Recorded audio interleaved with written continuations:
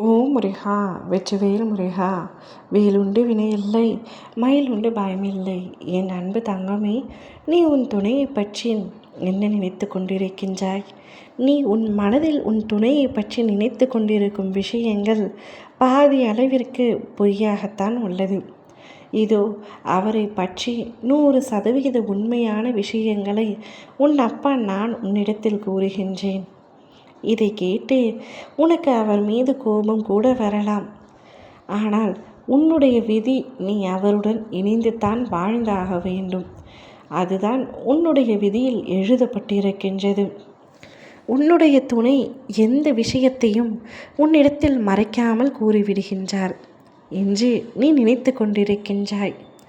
என் துணை அனைத்தையும் என்னிடம் பகிர்ந்து கொள்வார். என்னிடத்தில் பொய் பேச மாட்டார்.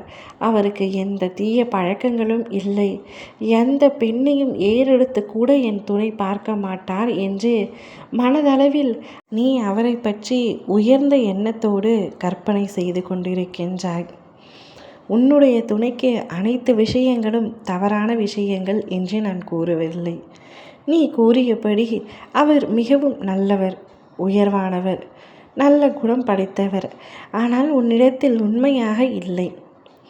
அது 100% உன்னிடத்தில் உண்மையாக இல்லை என்பதை என்னால் ஆணித்தரமாக அடித்து சொல்ல முடியும்.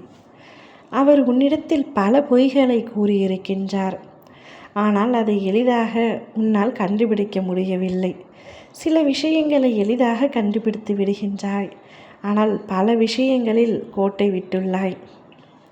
பல உண்மைகள் உன்னிடத்தில் மறைக்கப்பட்டுள்ளன.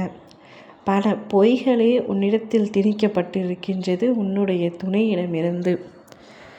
அவருடைய குணமே அப்படித்தான். நேரத்திற்கு தகுந்தாற் போல பேசிக்கொள்வார். நேரத்திற்கு தகுந்தாற் போல, இடத்திற்கு தகுந்தாற் போல அவரையும் அவருடைய குணத்தையும் அவரே மாற்றிக்கொள்வார். இது அவருடைய சிறு வயதிலிருந்தே அவருக்குரிய குணமாகும். இந்த விஷயம் உனக்கு தெரியாது. அவர் எப்பொழுதும் எனக்கு சாதகமாகவே பேசுவார் என்று நீ நினைக்கின்றாய். ஆனால் அப்படி அல்ல.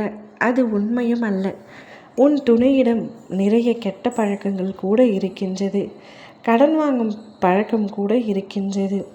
இவை அனைத்தையும் நீ உற்று நோக்க வேண்டும்.